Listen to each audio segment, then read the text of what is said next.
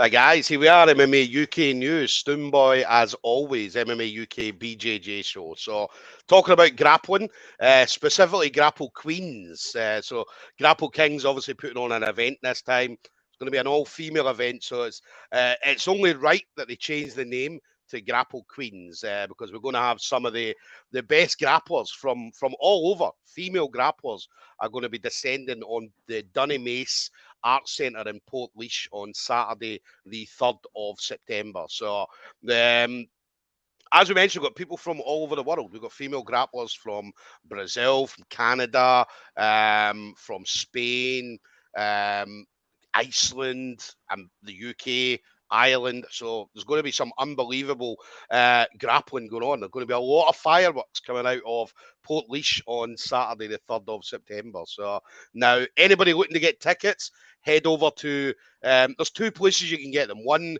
through the Grapple Queens Facebook page. There is a link on that. There's also the Grapple Kings Facebook page.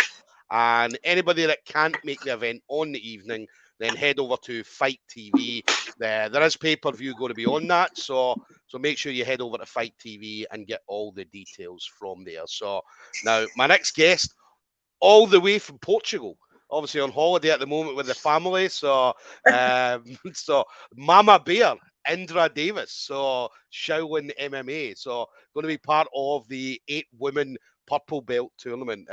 We've obviously seen Indra on Grapple Kings before, so yeah, obviously had some good matches, some really good matches. Not just jiu-jitsu as well. Obviously mixes up, does obviously MMA, and an absolute fantastic ambassador for females in Ireland. So, Indra, absolute pleasure.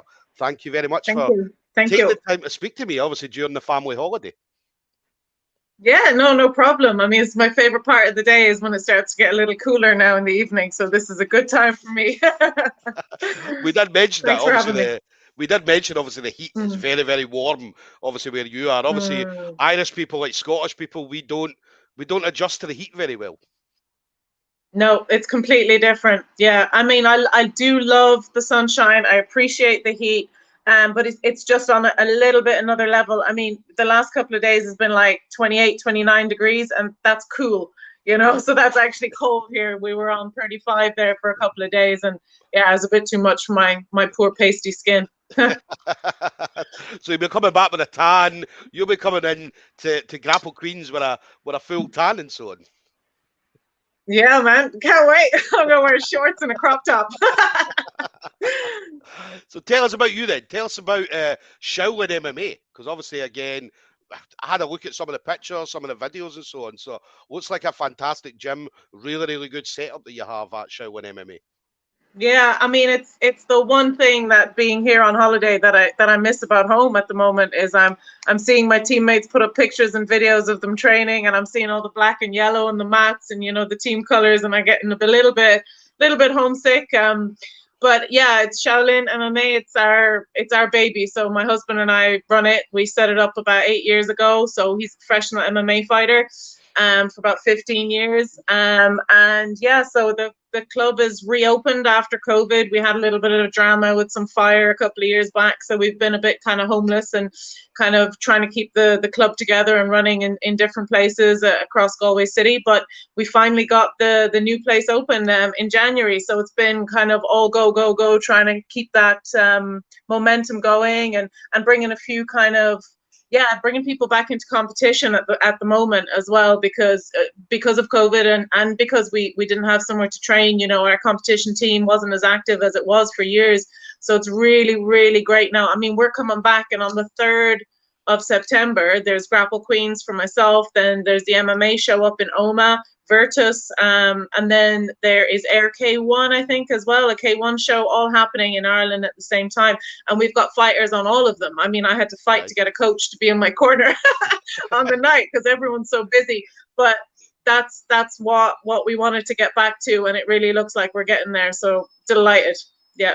It was a tough couple of years, obviously, COVID. You mentioned a fire as well. So it's been definitely a tough couple of years. So how's see when you came back? Because, again, I speak to a lot of people, a lot of different gym owners and stuff like that. And the one thing they always said was a lot of people's numbers increased, obviously, post-COVID. So obviously when we came out of lockdown, because it gave people a chance during lockdown to kind of sit and reevaluate like health and fitness and things like that, and go out and try things that they maybe didn't do before lockdown. Yeah, I think people started to appreciate what they had beforehand. You know, I guess you don't really know what you've got till it's gone. And I think for everybody, it was a mixture of different stuff. It was like the health, absolutely, big time. You know, we had people come back, you know, and weight gain and health problems and all this stuff, and they were just saying, I've never had a problem with my weight or with my health, but they didn't realize how like active they were on a daily basis without even trying, simply because they were part of the club, you know. And then the social side of things, and I mean, we've got a mad kind of variety of students in there. Everybody, we call ourselves misfits because we've just got someone from everywhere, you know. But with that comes kind of problems from all kind of sides as well, you know. So it's definitely people who struggled, mental health, with drug addiction, all kinds of things, alcohol stuff, and just loneliness as well, I think, for some people, you know. And that physical exercise is such a huge outlet for a lot of people. And like I said, I think a lot of people didn't really know how much it was doing for them until suddenly it was gone. So yeah, we had that as well. As soon as we opened up, the mats were packed. We were over, like, we'd never had to put a cap on numbers before. And then all of a sudden we had to kind of, when we were doing the online booking, we were like, okay, we've got to cap it, because the first course we opened up, like, it was health and safety problems. Like, it was just so packed. We had to like defer half the class for the following month. But it's brilliant, and it stayed. At the time, I was a bit like, oh, this is great, but will this last? But it has. It really has. I think people have stuck with it. The majority of people have. So I'm over the moon for that. For them, for us, for everyone. It's just good for everyone.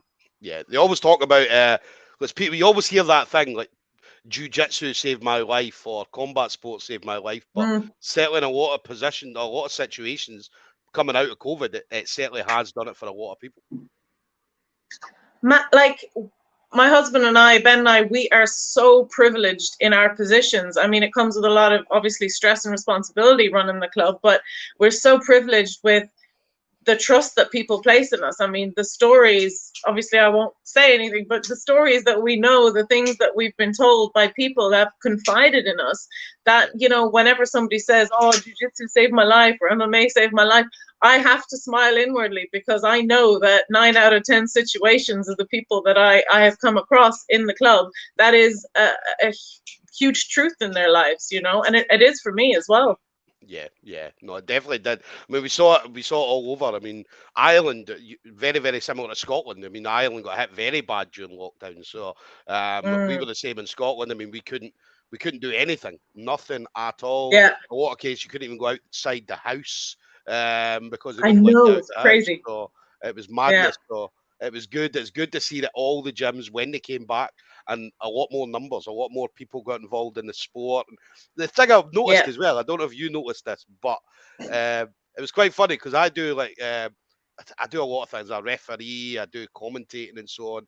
And the one thing I noticed, certainly when I looked at refereeing, was the level of everybody post-lockdown is unbelievable. I mean, you're looking at a white belt now probably would have beat a blue belt, or a very good blue belt, 2-3 years ago. Well, yeah, we a lot of us were training but not getting graded, you know. That's the truth of it. I mean, you know, some of us were so lucky. I mean, I live with Ben, you know, he's my husband, but he's also my MMA coach. He's a brown belt. He's nearly a black belt in Brazilian Jiu-Jitsu. So for me, training didn't stop. I actually had my first pro MMA fight literally middle of the lockdown. It was June last year. You know, it was before it was before our gyms reopened. So we were still not allowed to do group training in the south of Ireland. So we were training out of, like, my mother is a yoga teacher, so she has a yoga room in her house. Yeah. So we matted our floors, and we started inviting people, and you know, people invited themselves, which was fantastic, to her yoga room to help me train, to help me get ready for something that was like one of the biggest events in my life. But I had no gym to train in. I had no team to train with, you know, bar the few people that I was able to contact and bring in. So some of us were that lucky, you know, and I think the people that went straight back into competition as soon as everything reopened were the ones that were lucky enough to be training. But there were those obviously that were just stuck due to distance or restrictions, or, you know, I mean, as well, I think, you know, it has to be said, there are definitely people there that may have had elderly parents, grandparents that they had to look after, that were more cautious, I suppose, than I would have been at the time. So, you know, everybody was in a different situation and everyone had to cope as best as they could. But I'm just really, really delighted that things have come around again, come good. Yeah, fingers crossed it stays the way it is, because we're enjoying Absolutely. training. Everybody's enjoying training again. So, and then what about you, like Grapple Queens? So it was obvious you were going to be on the show. I mean, you've been on before on Grapple Kings before, so so it was a given that you were going to be a part of the show. So Well, I messaged them straight away. I wasn't going to be all like coy and wait for them to contact me. I was like, no, I wanted to be in there. Yeah, definitely. So yeah, I was on it a couple of times, and it was a great experience, and I was really impressed. Even I can't remember now. I wish I could. should have looked it up beforehand, whether it was their first show or their second show that I was on. Again, it was Rosa again that I I got to compete against at the time, and that was, you know, it was wicked. And I remember thinking at the time, showing up there, wow, this is really cool. I've been to so many MMA shows due to mainly Ben, you know, and our fighters, and even the kind of smaller local shows, they have a bit of like flair about them. They got the lights and the music, and then when I was doing Grapple Kings and they asked, you know, what's your walkout tune? I was like, oh my God, I got a walkout tune. So I do think that is really, really good. I think it'll promote the sport a lot. And the very fact that it is an all-female card, 100% behind that. Big fan of that. So yeah, I messaged them and I said, listen, if you've got a spot for me, let me have it. So delighted. Thank you, guys.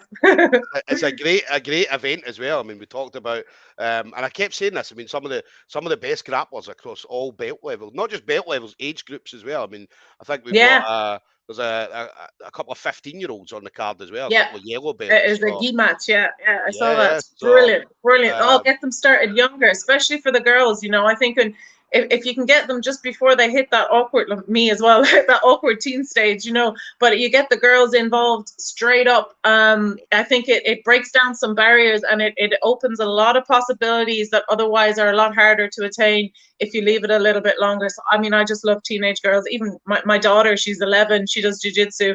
And I mean, she is rearing at the bit to compete, you know. She showed up at her last competition. She had one match and the girl didn't show up.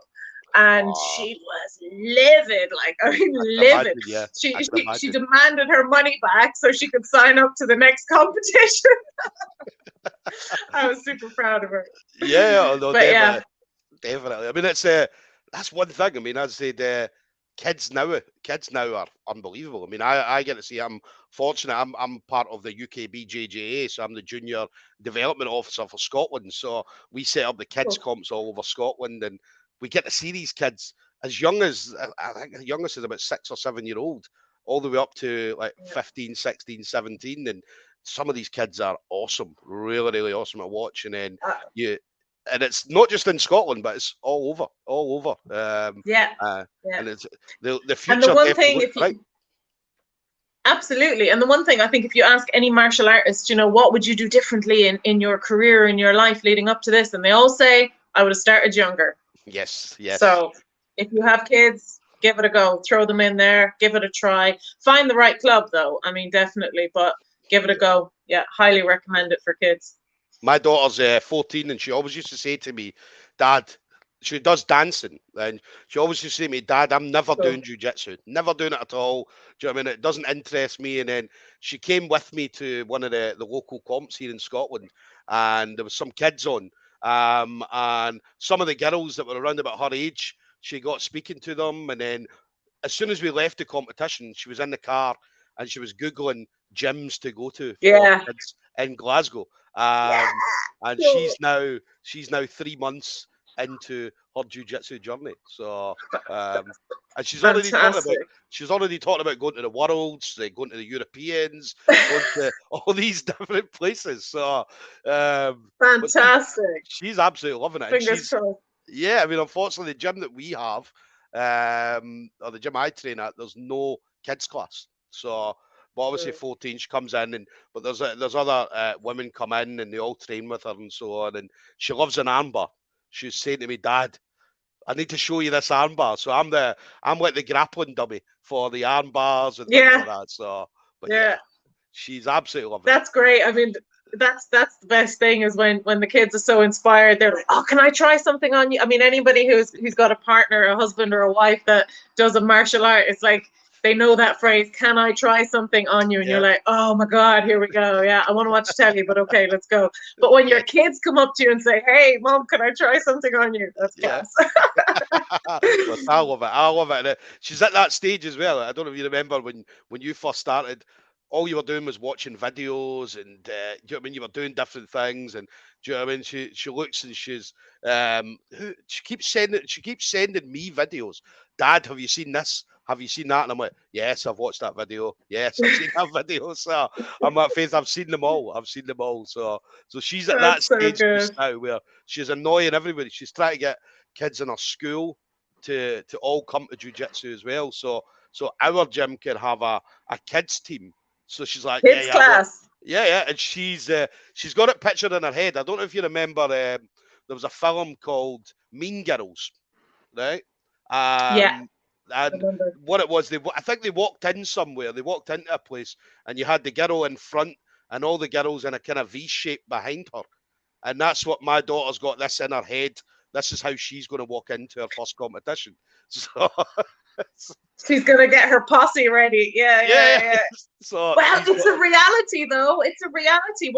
What she needs to do, right, is she needs to get up to blue belt level. Get a few competitions under the belt, and then start teaching. Or helping to teach. Do you know what I mean? I mean, getting involved with the coaching. I know she's still quite young, but that's what I did. That's what I did. I remember saying to Ben when we had the gym a couple of years, I said, we need a women's only class, not because I don't think women shouldn't train with guys. I absolutely think we should. But I feel that like a lot of martial arts clubs, they feel like kind of a male dominated kind of situation. They've got that kind of vibe, and or the perception is there that that's what it is. So a lot of women might not be inclined to go and engage in that, but if they feel like there's a beginner's course just for women taught by, it doesn't have to be a woman, but if it is taught by a woman, I think it can help. It kind of breaks that ice a little bit, and it gets them in the door. And then once they're there, they realize, oh, this is an amazing situation. This is a brilliant family to be part of. And, before you know it, they're training with the guys, with the girls, they're helping out with the kids' classes. And it's just wonderful. But I have the best bunch of girls now, and I remember saying to Ben, we need a women's class. And it was the very first class. And I said to him, I've told this story a million times, but it was a pivotal point in my life. I said, so what are you going to teach today? It was the first class. I said, what are you going to teach? And he goes, what do you mean, what am I going to teach? What are you going to teach? I said, what? This wasn't discussed. This wasn't the plan. And he was like, it's a women's class. Obviously you're teaching. I said, it starts in 5 minutes. I'm not prepared. He goes, all right, well, today I'll show you. Today I'll give you the pointers of, what you're going to start with today. And we nearly had a domestic. I nearly walked out of the gym. I was like, I can't do this. Best moment of my life. Since then, that's like, I think 6 years now of teaching women, girls, and absolutely just the best people, the best friends. I've just made the absolute best friends through it. So yeah, definitely. Best move I ever made. Hopefully your daughter can find her way there as well. That would be amazing. Hopefully so, definitely. Get her to message me if she gets it done. I'll come visit. Definitely. And then, what's next for you then, Indra? So obviously, again, Grapple Queens is going to be your main focus.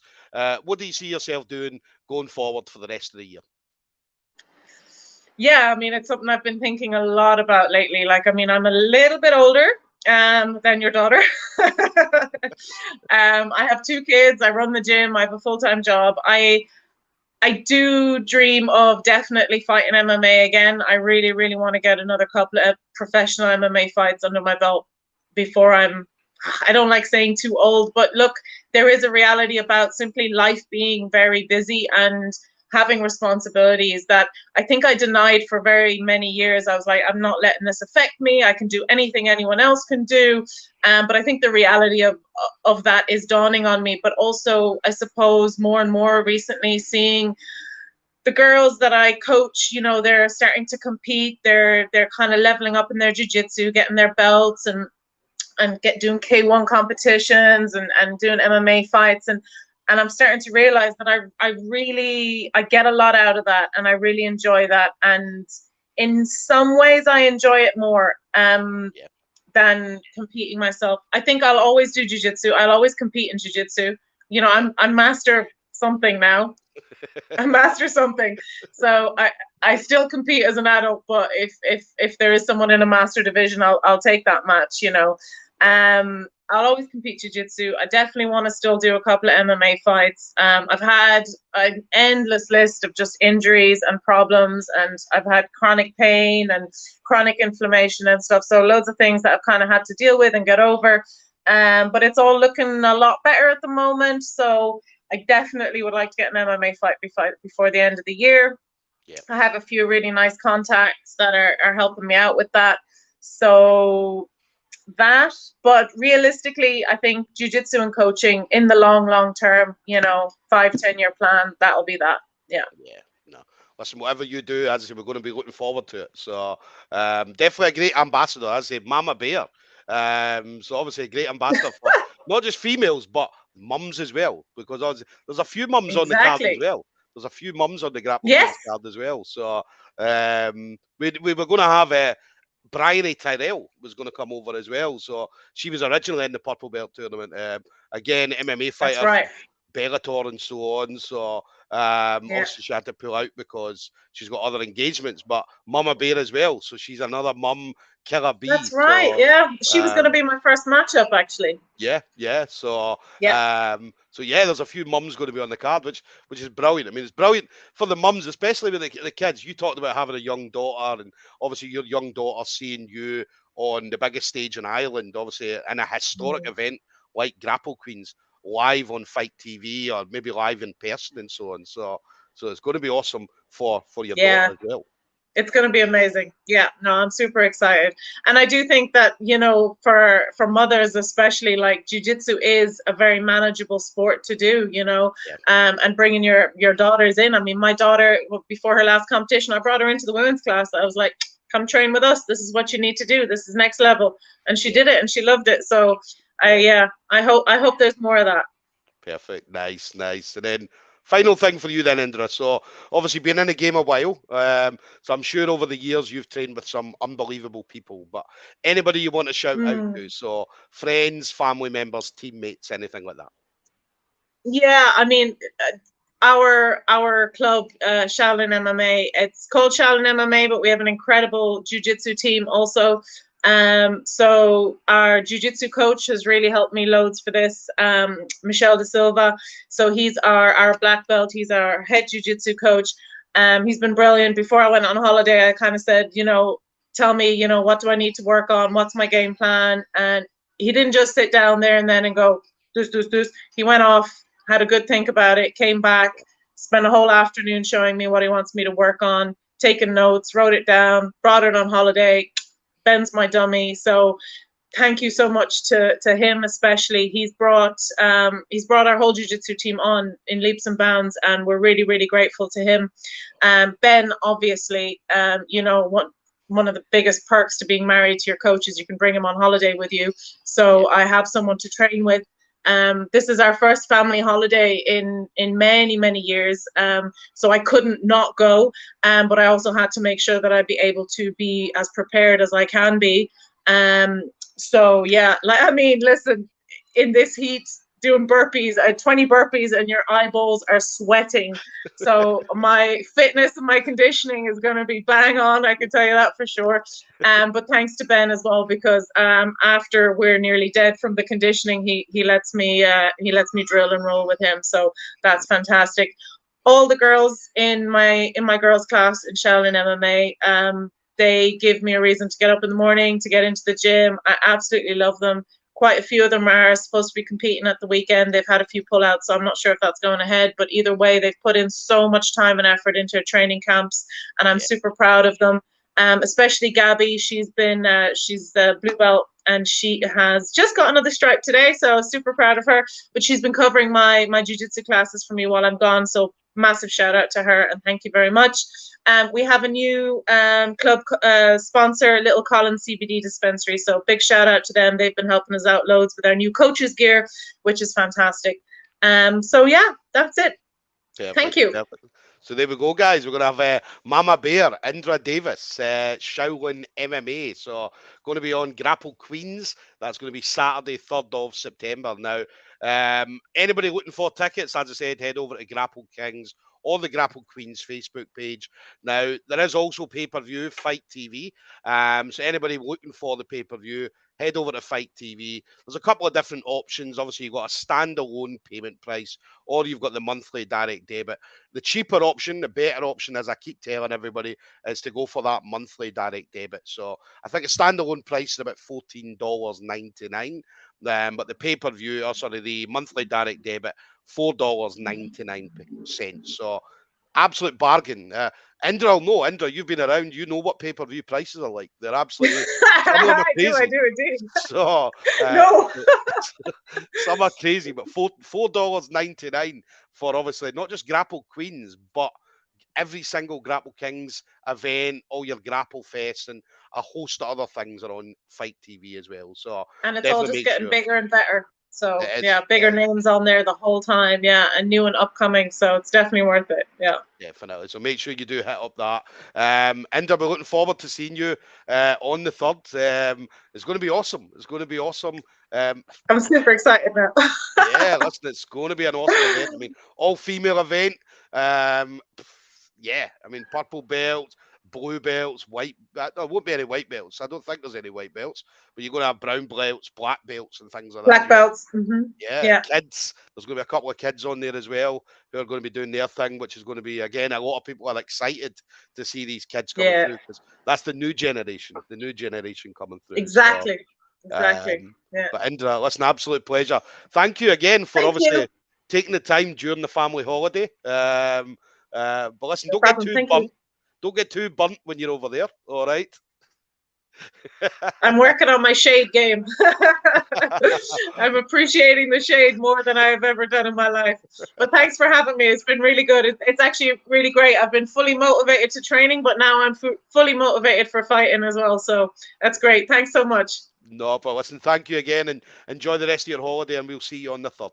Cheers. Thank you. Take care.